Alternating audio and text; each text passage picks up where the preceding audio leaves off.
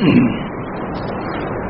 لله نحمده ونستعينه ونستغفره ونعوذ بالله من شرور أنفسنا ومن سيئات أعمالنا ونعوذ بالله من شرور أنفسنا ومن سيئات أعمالنا ونعوذ بالله من شرور أنفسنا ومن سيئات أعمالنا من يهده الله فلا مضل له ومن يضلله فلا هادي له ونشهد أن لا إله إلا الله وحده لا شريك له ونشهد أن سيدنا ومولانا محمدا عبده ورسوله وصلى الله تعالى عليه وعلى آله وأصحابه وأزواجه وذرياته ومن تبعهم بإحسان إلى يوم الدين أما بعد فأعوذ بالله من الشيطان الرجيم بسم الله الرحمن الرحيم الحمد لله رب العالمين الرحمن الرحيم مالك يوم الدين إياك نعبد وإياك نستعين اهدنا الصراط المستقيم صراط الذين أنعمت عليهم غير المغضوب عليهم ولا الضالين شروع اللہ کے نام سے جو سب پر مہربان ہے بہت مہربان ہے۔ تمام تعریفیں اللہ کی ہیں جو تمام جہانوں کا پروردگار ہے، جو سب پر مہربان بہت مہربان ہے، جو روز جزا کا مالک ہے۔ اے اللہ، ہم تیری ہی عبادت کرتے ہیں اور تجھ ہی سے مدد مانگتے ہیں۔ ہمیں سیدھے راستے کی ہدایت عطا فرما، ان لوگوں کے راستے کی جن پر تو نے انعام کیا ہے، نہ کہ ان لوگوں کے راستے کی جن پر غضب نازل ہوا ہے، اور نہ ان کے راستے کی جو بھٹکے ہوئے ہیں۔ گزشتہ اعوذ باللہ من الشیطان الرجیم کے متعلق بات ہوئی تھی اور وعدہ ہوا تھا کہ بسم اللہ کے متعلق آئندہ شروع کریں گے، لیکن اعوذ باللہ چونکہ آخر میں بات آئی تھی غصے کے متعلق، غضب کے متعلق، اس میں 3 روایتیں جو اچھی ہے اور اہم ہیں اس کو ذکر کر کے پھر آئندہ یعنی آگے بسم اللہ کے متعلق چلتے ہیں۔ ایک تو غصہ ایمان کو خراب کر دینے والی چیز ہے۔ حضرت عبداللہ ابن عمر رضی اللہ تعالی عنہما نبی اکرم صلی اللہ علیہ وسلم کا ارشاد نقل کرتے ہیں، ان الغضب لیفسد الایمان کما یفسد الصبر العسل۔ صبر کہتے ایلوا، یہ ایک قسم کی دوائی کے قبیل سے چیز ہے، اور یہ ہمدرد کی جہاں دوائیں ملتی ہو وہاں پر بھی یہ مل سکتی ہے۔ اسی طرح جہاں دیسی چیزیں ملتی ہو، گاندھی کی دکان پر جسے ہم کہتے ہیں، اور یہ ایلوا کڑواہٹ میں مشہور ہے۔ کسی چیز کو مثال دینی ہو کڑواہٹ میں تو اس کو ایلوے کے ساتھ مثال دی جاتی ہے۔ تو جیسے اگر وہ تھوڑا بھی شہد میں گر جائے تو شہد جیسی میٹھی چیز کو بھی وہ خراب کر دیتی ہے، اس کی مٹھاس کو ختم کر دیتی ہے۔ تو نبی اکرم صلی اللہ علیہ وسلم نے مثال دے کر کے سمجھایا کہ جیسے شہد جیسی میٹھی چیز کو ایلوا کڑواہٹ کی وجہ سے خراب کر دیتا ہے، ویسے ایمان جیسی میٹھی چیز کو غصہ جیسی کڑوی چیز خراب کر دیتے۔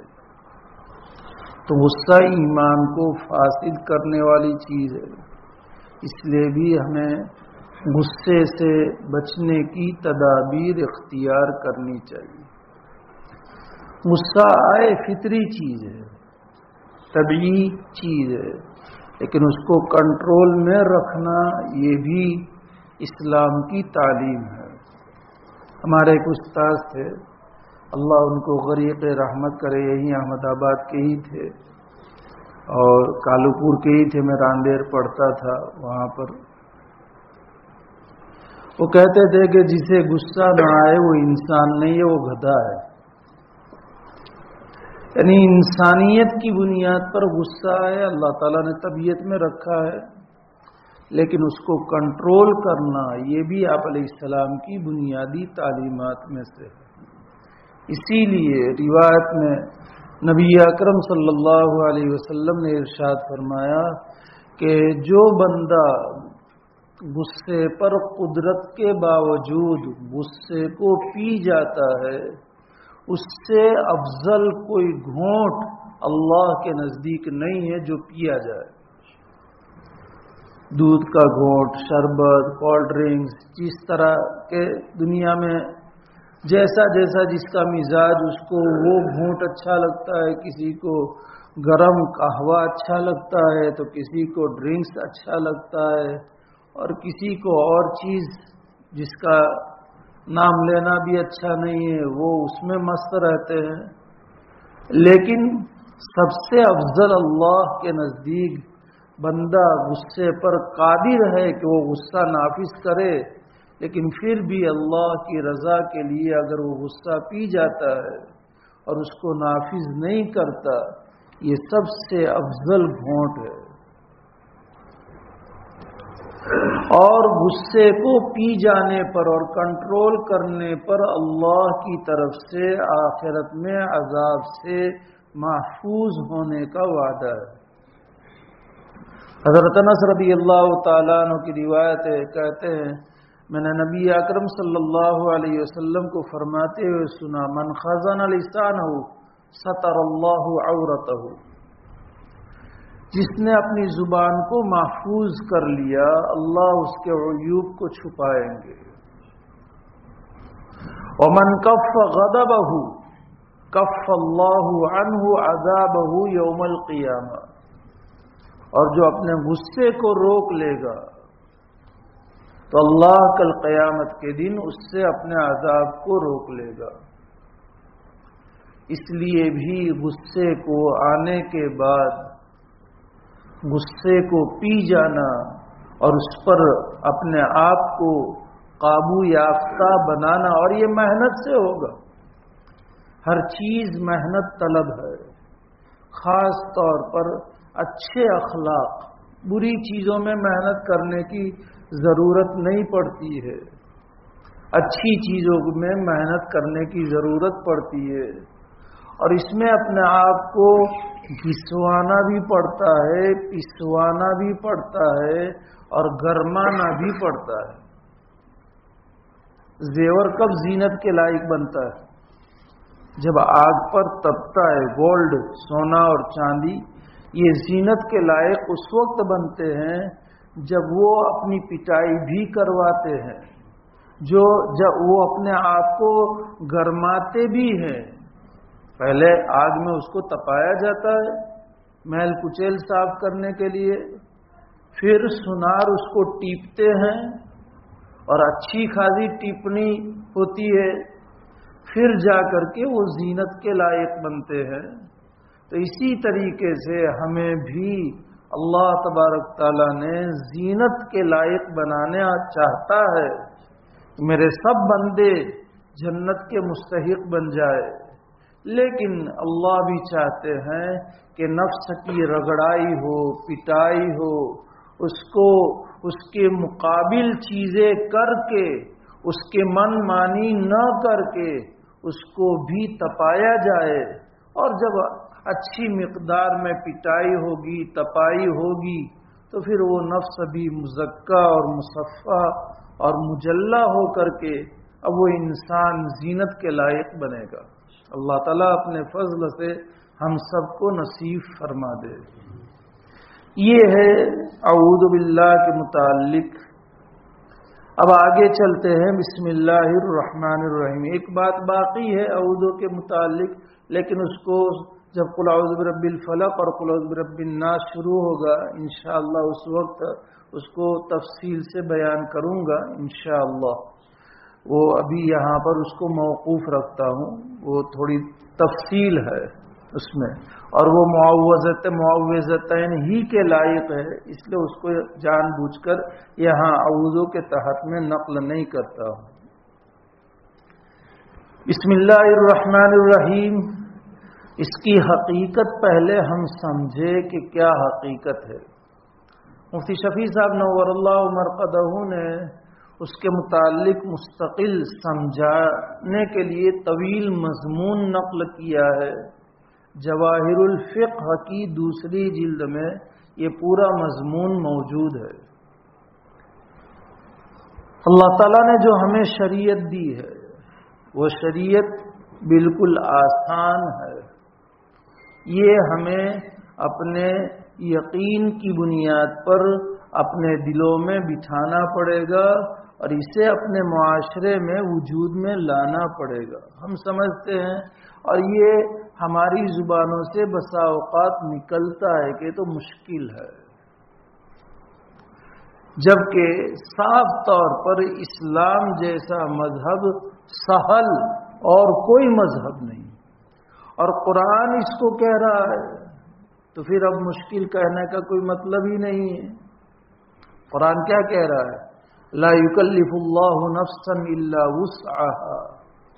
اور جس پر نفس قادر ہو، جس کے نفس کو جس کا کرنا آسان ہو تو یقیناً آسان ہے، سہل ہے. اللہ تعالیٰ خود فرماتے ہیں کہ اللہ نے کسی بھی نفس کو اس کی وسعت سے، اس کی طاقت اور گنجائش سے زیادہ کا مکلف نہیں بنایا اور نہ بنائے گا. تو اب جب پوری تعلیم ہمارے سامنے آ چکی، شریعت مکمل ہو کر کے آ چکی ہے، تب اس کے بعد یہ ہمارا یقین کہ ہاں ہمارے مزاج کے فساد کی وجہ سے وہ ہمیں مشکل لگ رہا ہے تو الگ بات ہے، لیکن فی نفسی ہی جو شریعت، جو تعلیم اللہ نے نبی اکرم صلی اللہ علیہ وسلم کے واسطے قرآن اور حدیث کی روشنی میں دی ہے وہ یقیناً آسان ہے، اور ایسی آسان ہے کہ مختصر کام ہے اور اجر زیادہ ہے. خود امام بخاری علیہ الرحمہ نے حضرت عبداللہ ابن عمر رضی اللہ تعالیٰ عنہ کی روایت نقل کی، اور ہم نے بارہا اس کو سنا ہے. نبی اکرم صلی اللہ علیہ وسلم نے ارشاد فرمایا مثلکم ومثل الیہود والنصارى، کہ تمہارا حال اور یہود اور نصارہ کا حال ایک کام کرنے والوں کی طرح ہے. عمال کا لفظ کہ کسی آدمی نے مزدور رکھا اور اس کے ساتھ یہ شرط کی کہ صبح سے لے کر نصف النہار یعنی دوپہر تک آپ کو کام کرنا ہے، اور اس کام کے اوپر آپ کو روایت میں چونکہ قرات کا لفظ ہے اور اس زمانے میں یہ سکہ رائج تھا اس لیے اس کو سمجھنا آسان تھا. آج ہم سمجھنے کے لیے قرات کو یوں سمجھے کہ صبح سے شام کام کریں گے آپ کو ایک نوٹ ملے گی، جو سب سے بڑی نوٹ ہے ہمارے یہاں کی. ایک مثال سمجھانے کے لیے وہ تیار ہو گئے، انہوں نے کام کیا، وہ نوٹ وقت پورا ہوا، ان کو ان کی اجرت مل گئی. دوسرے کام کرنے والوں کے ساتھ کہ بھئی دوپہر سے لے کر کے عصر تک آپ کو کام کرنا ہے اور آپ کو بھی جو سب سے بڑی نوٹ ہے وہ ایک نوٹ ملے گی. انہوں نے بھی اپنی رضامندی کا اظہار کیا، کام کیا، اور جب عصر کے وقت کام ان کا پورا ہوا تو ان کو وہ اجرت دے دی گئی. پھر نبی اکرم صلی اللہ علیہ وسلم نے فرمایا کہ تیسری قوم وہ ہیں کہ عصر سے لے کر مغرب تک کام کیا، لیکن جو سب سے بڑی نوٹ ہے وہ 2 نوٹ ملے گی. قیراتین، قیراتین یہ لفظ ہے. انہوں نے بھی اس کو مان لیا، کام کرنے پر ان کو اس کی اجرت مل گئی۔ آپ نے فرمایا کہ پہلی مثال یہود کی ہے، کام زیادہ اور اجرت اتنی۔ انہوں نے پھر کہا بھی کیا ان کو کیا آپ نے یہاں دو دو اور یہاں ہم کو ایک ایک؟ تو خود آپ علیہ السلام نے فرمایا کہ اللہ تعالیٰ فرمائیں گے کیا میں نے تم پر ظلم کیا ہے؟ کیونکہ جو آپس میں کنڈیشن طے ہوئی ہے وہ کنڈیشن تمہاری رضامندی سے ہوئی ہے اور اس کنڈیشن کے مطابق میں نے تم کو دیا ہے، تو اب اسے تو ظلم نہیں کہا جائے گا۔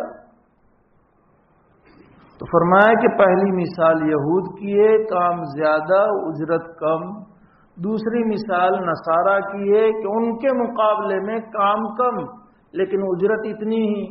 اور تیسری مثال امت محمدیہ کی ہے کہ وقت کم اور اجرت ڈبل۔ یہی کہ مختصر اعمال ہیں اور اس کے اوپر اجر۔ اسی لیے آپ دیکھتے ہوں گے کہ بہت سارے لوگ پرچے چھپواتے ہیں کہ منٹوں میں کروڑ پتی بنو،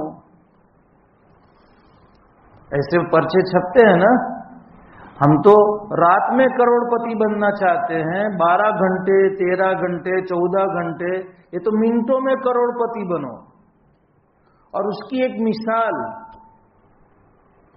اور بالکل صحیح روایت، میں ہر موقع پر آپ کو کہتا ہوں صحیح روایت، وہ اسی لیے کیونکہ آج کل کہ بھئی یہ ثواب کی زیادتی والی روایت سب ضعیف ہوتی ہے، ضعیف ہوتی ہے، ضعیف ہوتی ہے، یہ کہہ کر کے اس کو ہباء منصورہ کر دیا جاتا ہے، اس کو اڑا دیا جاتا ہے۔ اس لیے میں بارہا اس کو خاص طور پر تاکید کے ساتھ کہ صحیح روایت، ابھی جو ایک مثال دینا چاہتا ہوں بالکل صحیح روایت، اور یہ روایت کتاب الاذکار للامام النووی، امام نووی علیہ الرحمہ کی ایک کتاب ہے حدیث کی، دعاؤں کی، صبح سے لے کر شام تک، اور جتنے بھی مراحل ہیں ان سب کو انہوں نے جمع کیا ہے۔ کتاب الاذکار اس کا نام ہے۔ ایک موقع پر ہمارے حضرت کے سامنے ہم لوگ بیٹھے ہوئے تھے، حضرت نے کسی کا جملہ وہ مجھے یاد نہیں رہا لیکن یہ تو یقیناً یاد رہا، حضرت نے فرمایا بِعِدَّار وَاشْتَرِ الْأَذْكَارِ، یعنی یہ کتاب الاذکار کتاب کی اہمیت کے اوپر یہ جملہ سنایا کہ اس کو خریدنے کے لیے گھر بیچنا پڑے تو بیچ دو لیکن یہ کتاب خرید لو۔ تو فوراً حضرت سے جب میں نے یہ جملہ سنا فوراً اس کو منگوا لیا الحمدللہ، اور آج میرے پاس ہے اور اسی میں سے یہ دیکھ کر کے آیا ہوں روایت۔ یعنی مطلب سمجھانا یہ ہے مجھے کہ اس کتاب کی اہمیت جس میں سے میں روایت نقل کر رہا ہوں کہ گھر بیچنا پڑے تو بیچ ڈالو لیکن یہ کتاب کو خرید لو، بِعِدَّار وَاشْتَرِ الْأَذْكَارِ۔ تو امام نووی علیہ الرحمن نے امام دارقطنی علیہ الرحمہ، امام حاکم علیہ الرحمہ کے حوالے سے نقل کی ہے اور لکھا ہے کہ صحیح علی شرط الشیخین، کہ روایت بالکل صحیح ہے، اور شیخین یعنی امام بخاری اور امام مسلم علیہ الرحمہ نے روایتوں کی صحت میں جن شروط کا اعتبار کیا اس روایت، یہ روایت اس کے معیار پر اترتی ہے۔ کیا ہے؟ عمر ابن خطاب رضی اللہ تعالیٰ عنہ کہتے ہیں، چوتھا کلمہ ہم سب کو آتا ہے الحمدللہ، تھوڑے سے اضافے کے ساتھ ہے، لا الہ الا اللہ وحدہ لا شریک لہ لہ الملک ولہ الحمد یحیی ویمیت۔ اس کے بعد اب تھوڑا بڑھانا ہے، وہو حی لا یموت، اتنا بڑھانا ہے، وہو حی لا یموت، تو لہ الملک ولہ الحمد یحیی ویمیت وہو حی لا یموت بیدہ الخیر وہو علی کل شیء قدیر۔ عمر ابن خطاب رضی اللہ تعالیٰ عنہ فرماتے ایک نبی اکرم صلی اللہ علیہ وسلم نے ارشاد فرمایا، من دخل فی السوق، جو بازار میں داخل ہو اور اس کو پڑھ لے، کتب اللہ لہ الف الف حسنۃ، 10 لاکھ نے کیا، ومحا عنہ الف الف سیئۃ، 10 لاکھ گناہ معاف۔ وَرَفَعَ اللَّهُ لَهُ أَلْفِ دَرَجَةٍ 10 لاکھ درجے بلند. اور بعض اسی سند میں بعض روایتوں میں ہے بَنَى اللَّهُ لَهُ بَيْتًا فِي الْجَنَّةِ اللہ تعالیٰ جنت میں ایک محل تیار کریں گے. اب انداز لگائیے کہ جن کی بازار میں دکان ہے وہ دن میں کتنا کما سکتا ہے اس اعتبار سے.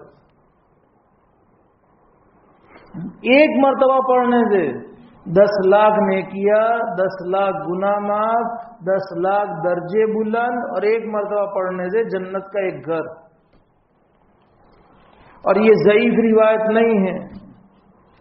اب کوئی بازار میں نکلا اور اس نے ایک تسبیح پڑھ لی، چاہے ڈرائیونگ کر رہا ہے پڑھتا ہی گیا، گھر واپس آنے تک، محلے میں داخل ہونے تک. آپ شمار کر لو کہ اگر آپ نے ایک تسبیح پڑھ لی ایک مرتبہ پڑھنے پر 10 لاکھ، تو 100 مرتبہ اگر کوئی پڑھ لے تو اب اس کو ضرب دے دو، ملٹی پلائی کر دو.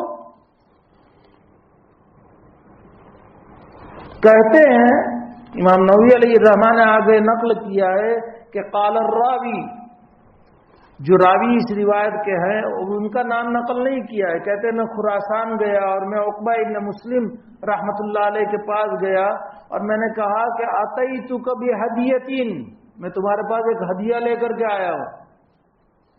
ہم لوگ سیب لے کر جانے کو، کسی اور چیز کے، مادی چیز کے ہدیے کو پسند کرتے ہیں.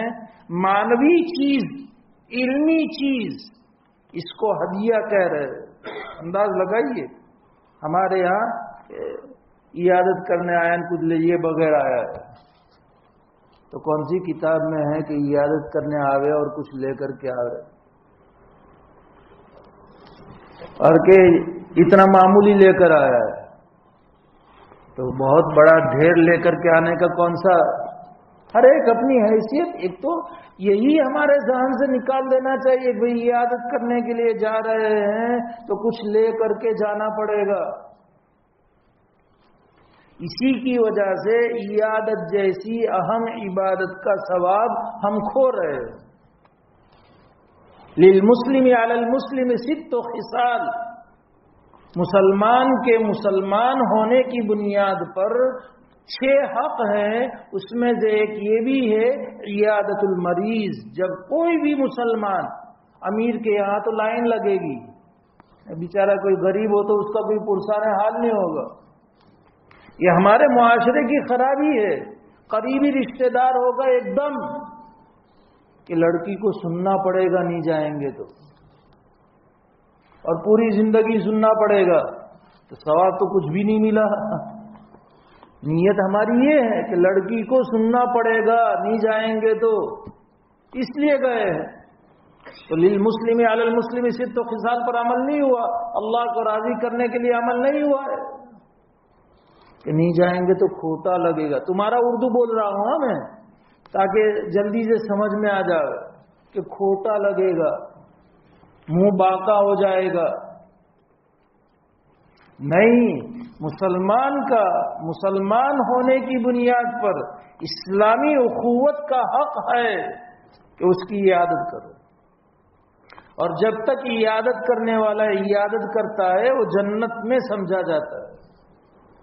صبح وضو کر کے اپنے گھر سے عیادت کے لیے چلتا ہے، 70,000 فرشتے اس عیادت کرنے والے کے لیے دعا کرتے.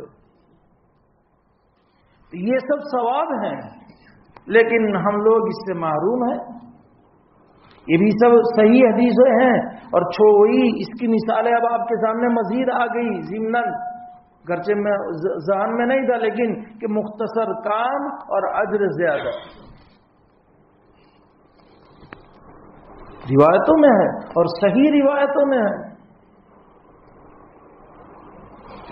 تو عرض یہ کر رہا تھا کہ اس کی ایک مثال کہ ایک مرتبہ پڑھنے سے اتنا زیادہ ثواب. تو راوی کہتے ہیں کہ میں خراسان گیا اور وہاں ایک عقبہ ابن مسلم رحمت اللہ علیہ کے پاس گیا اور کہا اتیتک بہدیۃ، میں تمہارے پاس ہدیہ لے کر کے آیا ہوں. یہ کسی کو علمی سوغات مل جائے یہ ہمارے یہاں آج یہ بھی درس قرآن میں نئی نئی چیزیں آتی ہیں، یہ سارے ہدیے ہیں، اور ایسے ہدیے ہیں کہ مادی ہدیے ختم ہو سکتے ہیں، یہ ہدیہ ختم نہیں ہو سکتا ہے۔ تو کہتے ہیں کہ میں تمہارے پاس ہدیہ لے کر کے آیا ہوں، اور پھر ان کو یہ حدیث سنائی کہ بازار میں داخل ہو اور یہ پڑھے تو اس پر یہ ثواب ہے۔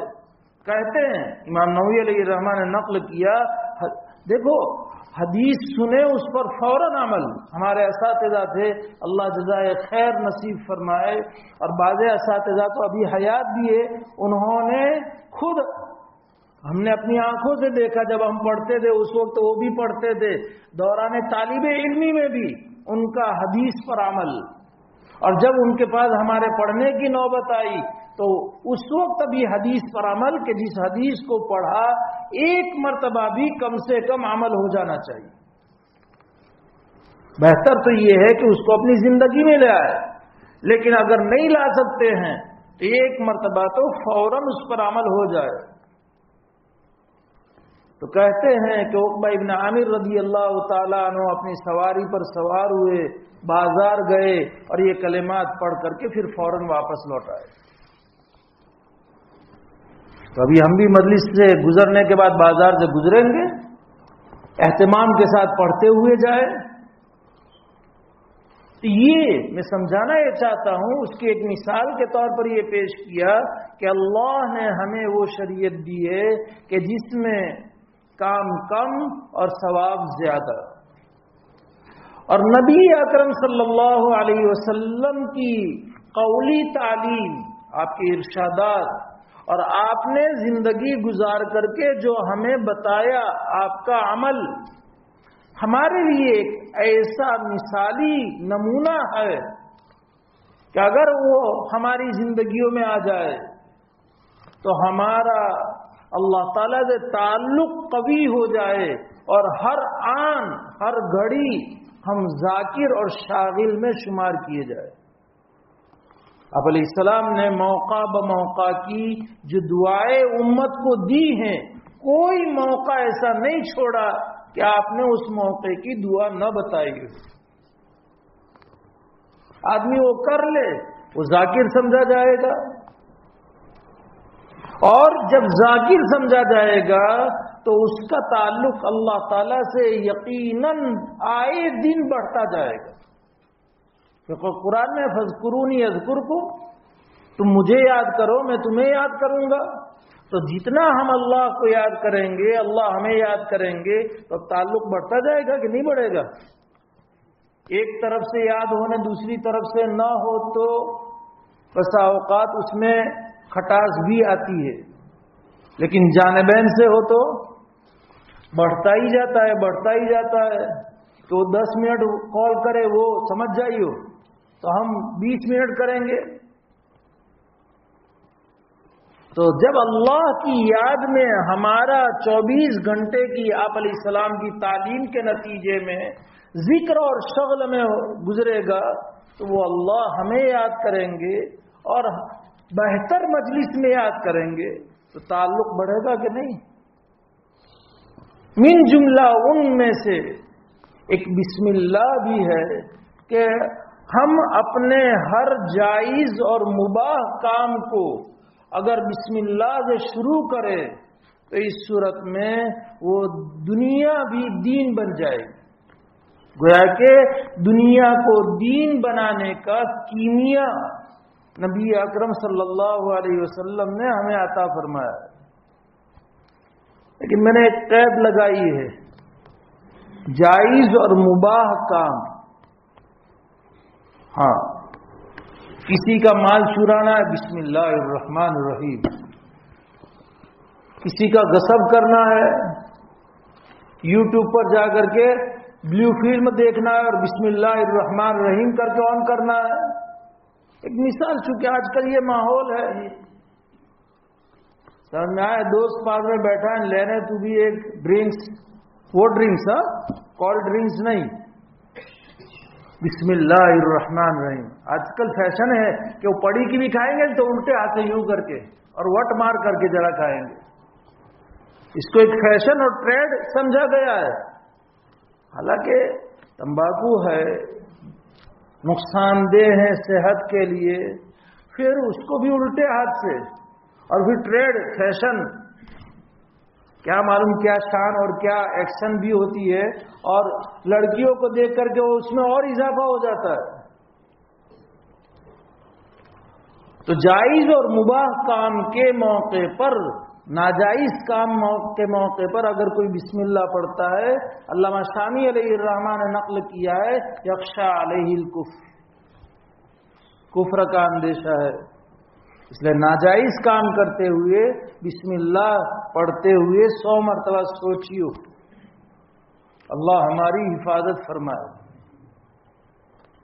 تو ہر جائز کام، مباح کام، اس کو انسان کرے، بسم اللہ پڑھ کر کے کرے، تو یہ وہ چیز ہے کہ جو بندے کو معبود کے ساتھ جو کنیکشن ہے، مخلوق کا خالق کے ساتھ جو کنیکشن ہونا چاہیے، اس کنیکشن کو ایک دم جوائنٹ، اور ایسا جوائنٹ.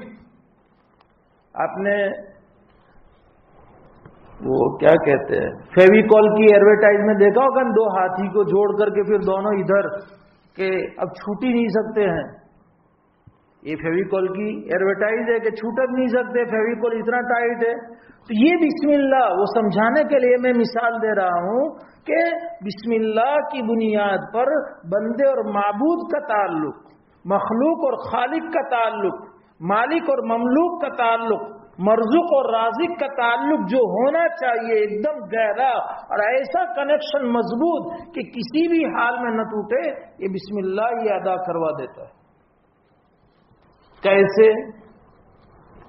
آدمی کوئی بھی کام کرے اس وقت بسم اللہ پڑھتے ہوئے یہ سوچے، 2 چیزیں ہیں کہ یہ جو کام، ایک مثال حضرت مفتی شفیع صاحب نور اللہ مرقدوں نے جن مثالوں سے سمجھایا ہے، اس کو پہلی مثال یہ ہے کہ آدمی کھانا کھائے اور کھانا کھاتے وقت بسم اللہ پڑھے، تو یہ سوچ لے کہ یہ جو لقمہ میرے ہاتھوں میں ہے، انگلیاں اور انگوٹھے کے بیچ میں ہے ابھی، اور جو ابھی میرے منہ میں جائے گا، اس کے پیچھے کتنی قدرت کی طاقتیں اور کتنے قدرت کے کرشمے کار فرما ہوئے، اور پھر یہ لقمہ مجھ تک پہنچا ہے، جس میں آسمان بھی کام میں لگے ہیں، زمین بھی کام میں لگی ہے، آسمانی ستارے دن کے بھی اور رات کے بھی اس لقمے کی تیاری میں کام میں لگے ہوئے. کھیتی جو تیار ہوتی ہے اس میں زمین کا بھی دخل ہے، آسمان کا بھی دخل ہے، سورج کی گرمی کا بھی دخل ہے، اور چاند کی ٹھنڈک کا بھی دخل ہے. پھلوں میں مٹھاس، کھیتیوں میں اور اناج میں رنگت، یہ کس سے آتی ہے؟ چاند کی روشنی سے آتی ہے. اور یہ کھیتیاں اور پھل جو اگتے ہیں وہ سورج کی تپش اس کو ملتی ہے، اس کی بنیاد پر. اگر سورج کی تپش نہ ملے اور چاند کی روشنی اور ٹھنڈک نہ ملے، یہ کھیتیاں تیار نہیں ہو سکتی. اور چاند اور یہ سب آسمان ہماری قدرت میں نہیں ہے، ہمارے کنٹرول میں نہیں. اور کیسے ہو سکتی ہے؟ ایک 6 فیٹا انسان، زیادہ سے زیادہ 6، 6.5 سے 6.5 فیٹ آج کل کے ماحول میں. قوم عاد اور قوم سمود کو تو اور زیادہ 60 فیٹ، 70 فیٹ، 80 فیٹ. لیکن آسمان کی چوڑائی، آسمان کی لمبائی، آسمان کی موٹائی، اسی طرح زمین، سورج کتنا بڑا، چاند کتنا بڑا، کیا انسان کے بس میں ہے کہ وہ ان ساری چیزوں کو اپنے کنٹرول میں لائے اور کنٹرول میں لا کر کے ان سے وہ کام لے جو کام ان سے لیا جاتا ہے؟ بالفرض والتقدیر، بالفرض والتقدیر، اگر انسان کے کنٹرول میں ہو بھی محال ہے، ہو ہی نہیں سکتا.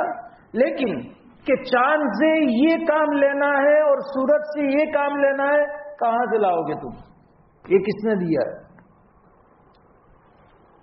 کہ سورج اتنا ہی ٹیمپریچر اس کھیتی کو چاہیے اور سورج اتنا ہی ٹیمپریچر پہنچائے؟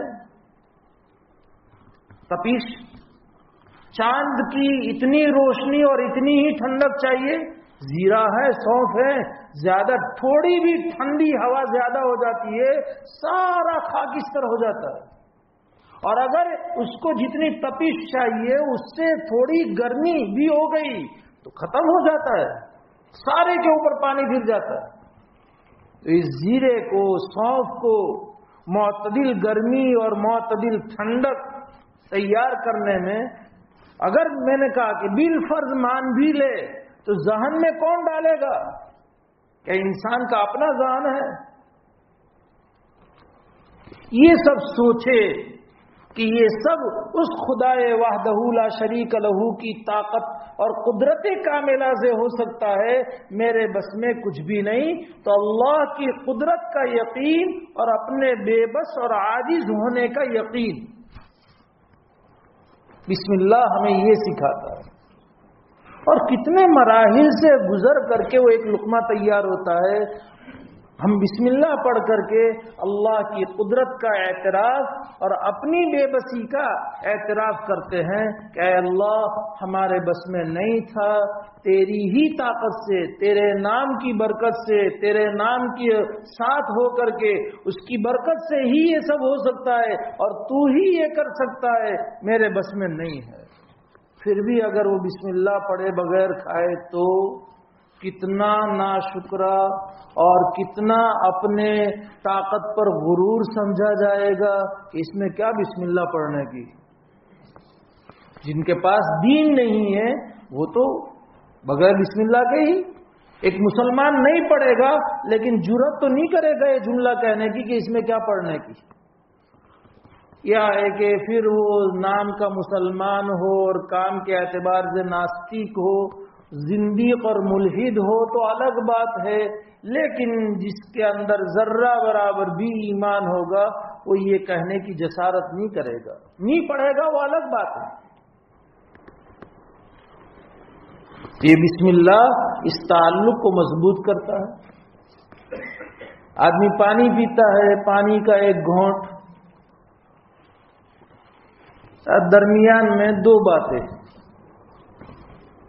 وہ شروع میں کہنی چاہیے تھی. ایک بات تو مجھے دیکھو، ہمارے یہاں جتنے بیٹھے ہیں اور جو لوگ نماز میں شامل تھے اور یہاں کے الارم بجنے پر سب کھڑے ہو گئے تھے، ان کے لیے خاص طور پر تنبیہ کہ امام کا مقام ہم نے سمجھا نہیں ہے. ہم گھڑی کے پیچھے امام کو اپنا تابع سمجھتے ہیں کہ گھڑی نے الاؤنس کیا تو گویا کہ امام مصلی پر چاہیے. یہ امام کے مقام کو گھٹانا ہے اور امام کی بے وقاتی ہے. سیدھی بات، ہم جیسے ایک مثال کے طور پر جیسے ہم ہزاروں مرتبہ دیر سے آتے ہیں، وہ کوئی امام فرشتہ تو ہے نہیں کہ بھائی اچانک کا کوئی واقعہ پیش آ گیا، وضو تھی اور وقت پر نکلے تھے لیکن وضو ٹوٹ گئے، ایک مثال کے طور پر. اس لیے یہ فقہا نے مکروہ لکھا ہے کہ امام کے انتظار میں مقتدی حضرات کھڑے رہیں اور امام کا انتظار کرے. یہ مکروہ لکھا ہے، بیٹھے رہنا چاہیے. امام آئیں گے، وہ امام کے آنے کے بعد یا امام کو دیکھ کر کے پھر کھڑا ہونا چاہیے اور صفوں کو درست کرنا چاہیے.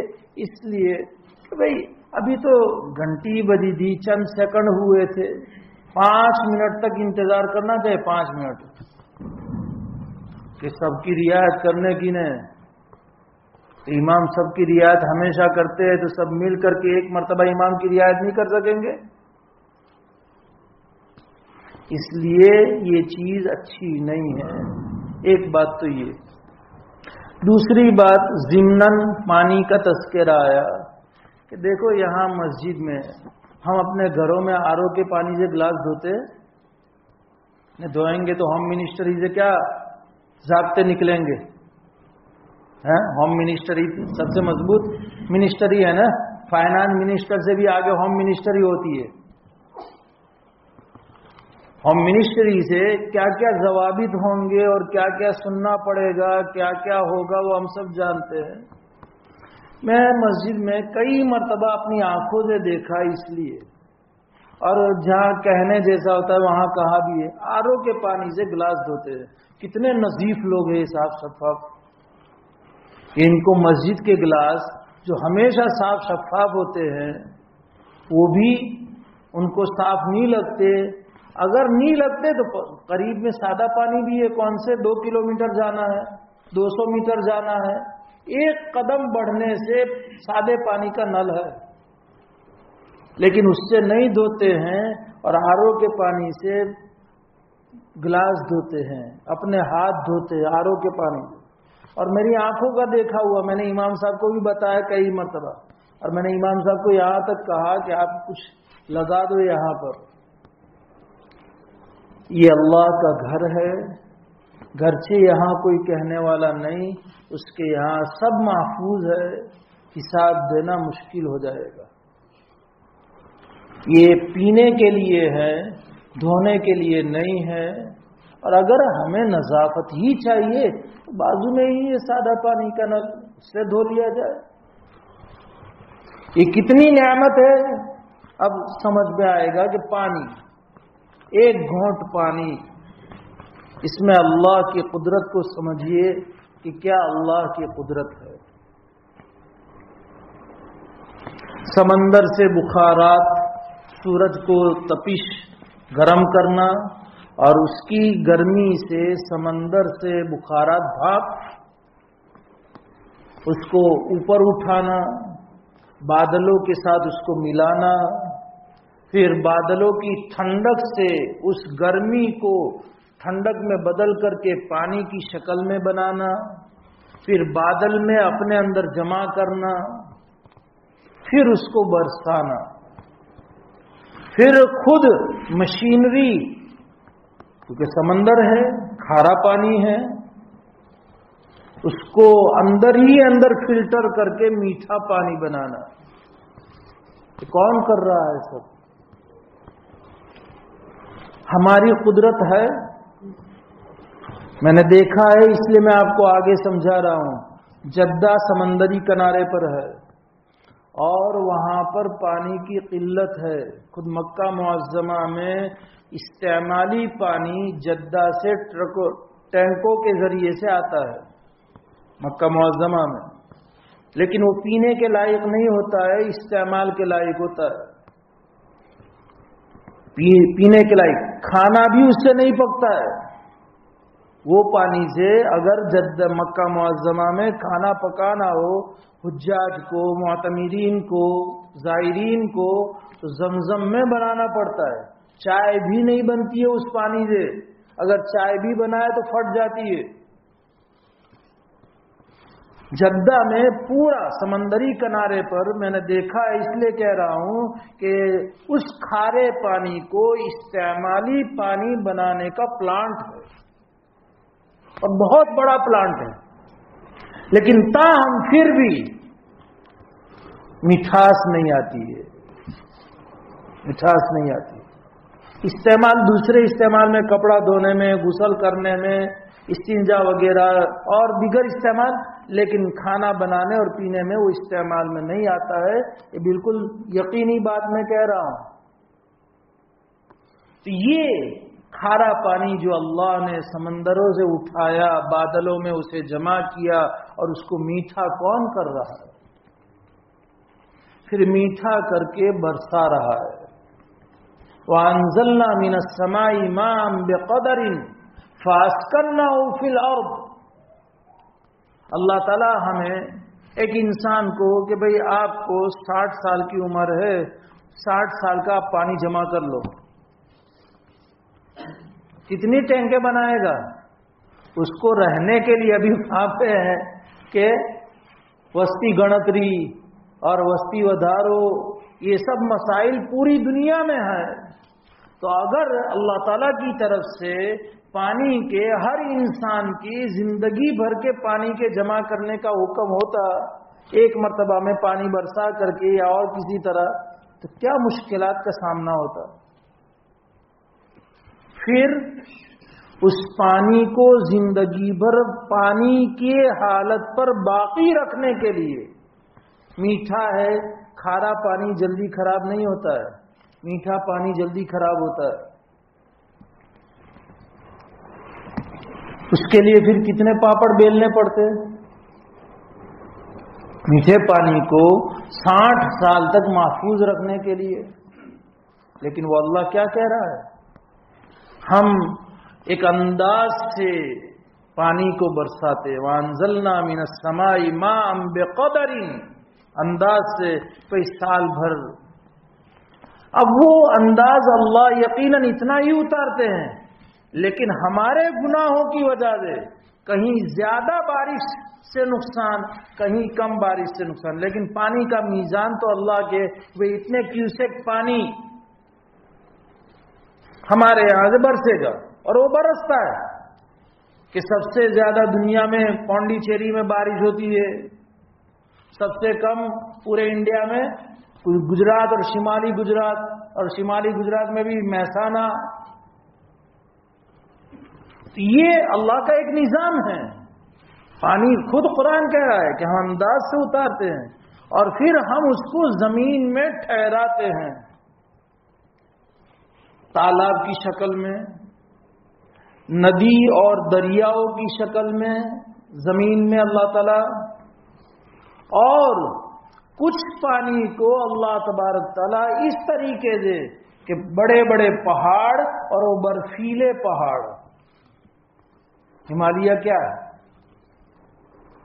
پورا پہاڑ ہے اور برف ہے، تو برف کے طور پر اللہ نے، اور پھر وہ پانی تھوڑا تھوڑا پگھل کر، وہ برف پگھل کر کے ریس کر کے، یعنی پگھل کر کے زمینوں میں جاتا ہے، اور زمینوں میں اللہ تعالیٰ نے وہ نظام بنایا کہ وہ پوری دنیا میں پھر پھیلتا ہے،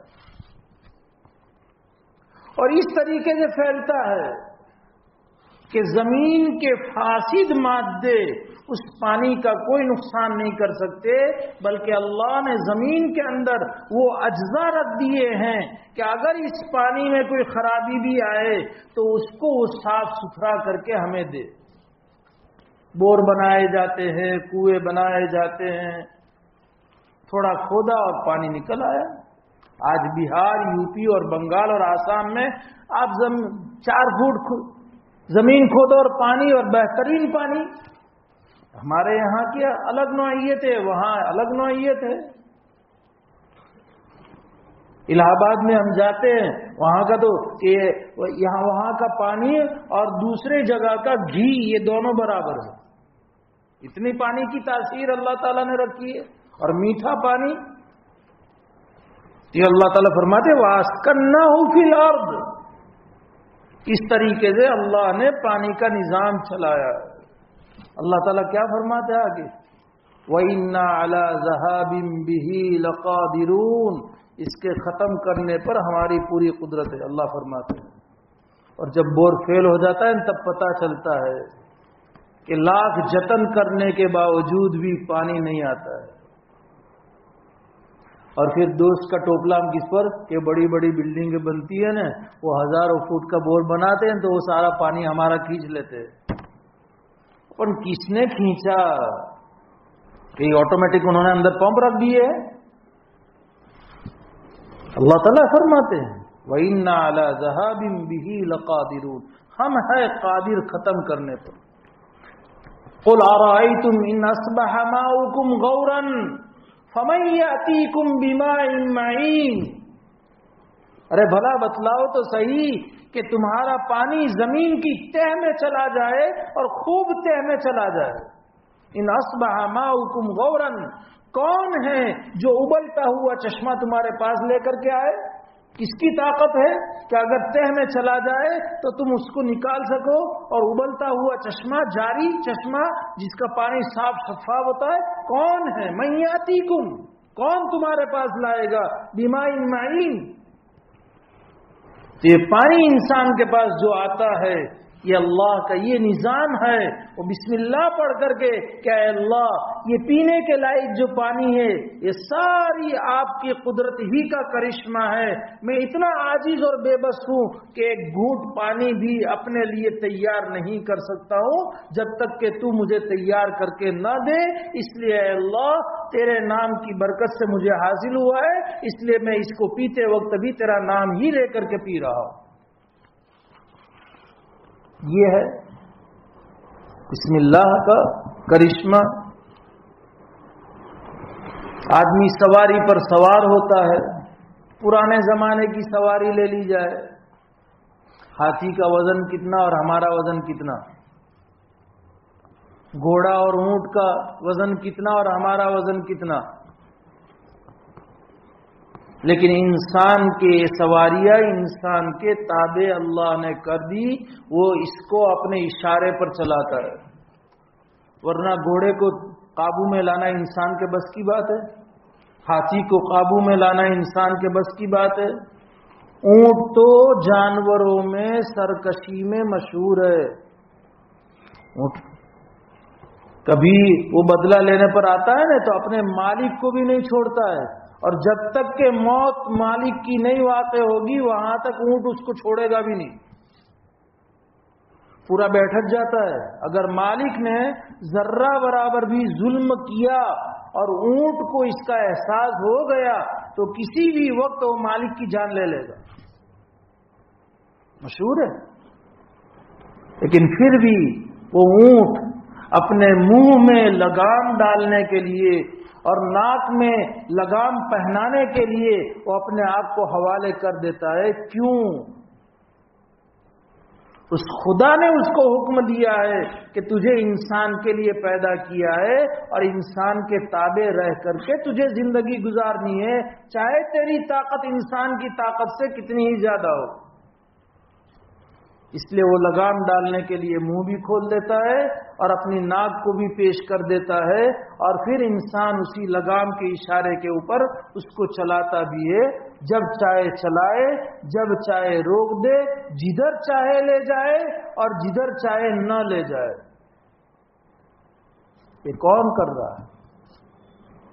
قرآن میں اللہ تعالیٰ فرماتے وَذَلَّلْنَاهَا لَهُمْ فَمِنْهَا رُكُوبُهُمْ وَمِنْهَا يَأْكُلُونَ کہ ہم نے یہ بڑے بڑے جانور جو تم سے کسی بھی طرح قابو میں نہیں آ سکتے تھے، ہم نے ہی انسانوں کے قابو میں کیا ہے. وَذَلَّلْنَاهَا لَهُمْ، اس کو ہم نے قابو میں کیا ہے، انسانوں کے لیے کیا ہے، اور ہم نے کیا ہے، انسان کے بس کی بات نہیں تھی. اور ہمارے قابو میں کرنے کی وجہ سے تم ان کے اوپر سواری کے لائق ہوئے ہو. فَمِنْهَا رُكُوبُهُمْ، بعض وہ جانور ہے کہ جو تمہارے لیے سواری کے کام. اونٹ کو تو عربی میں کہا جاتا ہے سفینۃ البر. بڑے بڑے جہاز کتنا وزن لیتے ہیں آپ جانتے ہیں؟ مجھ سے زیادہ جانتے ہیں. لاکھوں ٹن وزن لے کر کے چلتے ہیں. ایک ملک سے دوسرے ملک جاتے ہیں، جتنا اوپر ہوتا ہے اس سے کئی گنا زیادہ نیچے پانی کے اندر ہوتا ہے. اس کو کہا جاتا ہے سفینۃ البحر، دریائی کشتی. تو اونٹ کو کیا کہا جاتا ہے؟ خشکی کی کشتی. اتنا زیادہ چلنا، اتنا زیادہ جفا کشی، اور کم خوراک اور کم پانی کے باوجود بھی وہ کتنا بھی وزن اس کے اوپر لادا جائے وہ کبھی انکار نہیں کرتا، کبھی بھی آڑا نہیں آتا ہے جب اطاعت کرنے پر آتا ہے تو. اور ایک بچے کے ہاتھ میں لگام ہوگی تو بچے کے اشاروں پر بھی وہ چلے گا. اطاعت میں اتنا مشہور بھی ہے. یہ کون کر رہا ہے؟ وَذَلَّلْنَاهَا لَهُمْ فَمِنْهَا رُكُوبُهُمْ. اور بعض وہ ہیں کہ جنہیں انسان کھاتے ہیں. بڑے بڑے جانور ہیں، یہی بیل ہے، گائے، وائٹ، بلیک، جو بھی ہم سے تو طاقت میں زیادہ ہے نا. 6 من 7 من 8 من بقرعید کے موقع پر کبھی چھوٹا بھی پسند کرتے ہیں، جیسی جیسی جس کی بشاعت اور طبیعت کے تقاضے. لیکن طاقت میں ہے کہ نہیں ہم سے زیادہ؟ اسی لیے تو کتنا جتن کر کے باندھتے ہیں پھر اس کو. تو یہ وَمِنْهَا يَأْكُلُونَ. تو اس کو بھی جب انسان سواری پر سوار ہو بسم اللہ پڑھ کر کے کہ پاک ہے وہ ذات، بسم اللہ پڑھ کر کے سوار ہو اور پھر سواری کی دعا پڑھے کہ اللہ ہی نے اس کو میرے قابو میں کیا ہے، پاک ہے وہ ذات جس نے میرے لیے اس کو قابو میں کیا. سبحان الذی سخر لنا ھذا وما كنا له مقرنین. ہم اس کو قابو میں کرنے والے نہیں تھے، ہمارے بس کی بات نہیں تھی، ہماری سکت نہیں تھی. بسم اللہ مجریہا و مرساہا. اللہ ہی کے نام پر اس کا چلنا بھی ہے اور اللہ ہی کے نام پر اس کا ٹھہرنا بھی ہے. اور آج کل کی جدید سواریاں اگر اسے لیا جائے تو اس کو بھی شروع کیا جائے بسم اللہ ہی سے، اس لیے کہ چاہے جیسی بھی سواری ہو، چھوٹی سے لے کر چھوٹی اور بڑی سے لے کر بڑی اور کم سپیڈ سے لے کر کے ہائی سپیڈ والی جتنی بھی سواریاں ہیں، ان سواریوں کے اندر جو چیزیں استعمال ہوتی ہے کیا اس کو انسان نے بنایا ہے؟ لوہا، تانبا، پیتل، پلیٹینم، الومینیم، یہ ساری دھاتیں، اس کا خالق کون ہے؟ اللہ ہے. پھر اس کے اندر چلنے کی جو صلاحیت پیدا کی اور جس کی بنیاد پر تم نے اس کو چلایا ہے، اس چیز کو کس نے پیدا کیا؟ تیل، چاہے پیٹرول کی شکل میں ہو، چاہے ڈیزل کی شکل میں ہو، یا آج کل گیس، کس نے پیدا کیا؟ یہ اسٹیم، تیز بخار، بھاپ، یہ گیس کون پیدا کر رہا ہے؟ کیا انسان بنا رہا ہے؟ پھر سمجھدار اس کے بعد بھی یہ سواریاں ڈھانچہ انسان نے بنایا ہے، لیکن اس کے باوجود بھی جب چاہے بے قابو یہ سواریاں ہو سکتی ہے. اچانک بریک فیل ہو گئی تو پھر کیا کرتے ہیں؟ اس کے ساتھ ذرا ٹکرا دی نے، درخت کے ساتھ ٹکرا دی نے، بچاؤ کر لیا نے، کود پڑے نے. یہ سب تو کون مسخر کر رہا ہے؟ ان بڑی بڑی اور ہوائی جہاز، راکٹ، یہ سب کتنا وزن لے کر کے کتنی بلندی کے اوپر اڑ رہے ہیں. اور یہ سب، اور سمجھداری کس نے دی کہ یہ سب تم کرو، یہ سب تم بناؤ اور بنا کر کے اس طریقے سے چلاؤ؟ اے اللہ، اے قادر مطلق، تیری ہی سمجھداری سے اور تیری ہی پیدا کی ہوئی چیزوں سے ہم نے اس کو رنگ روپ دیا ہے، شکلیں دی ہے، اور پھر اس کو تیری ہی مدد سے اور تیرے ہی نام سے چلاتے ہیں. بسم اللہ الرحمن الرحیم. یہ چاہے پرانی سواریاں ہوں چاہے نئی سواریاں ہوں. تو ظاہر سی بات ہے کہ ہر کام میں جو کام انسان جائز اور مباح کام کرے اس وقت بسم اللہ پڑھ کر کے اس کام کو سوچ لے کہ کام میں کر سکتا تھا؟ نہیں. اللہ کو انسان کی اپنے عاجز ہونے کا اقرار سب سے زیادہ پسند ہے کہ انسان اپنے آپ کو کچھ نہ سمجھے اور اللہ کے سامنے اپنے ہتھیار ڈال دے. اور یہی عبدیت کا تقاضا ہے.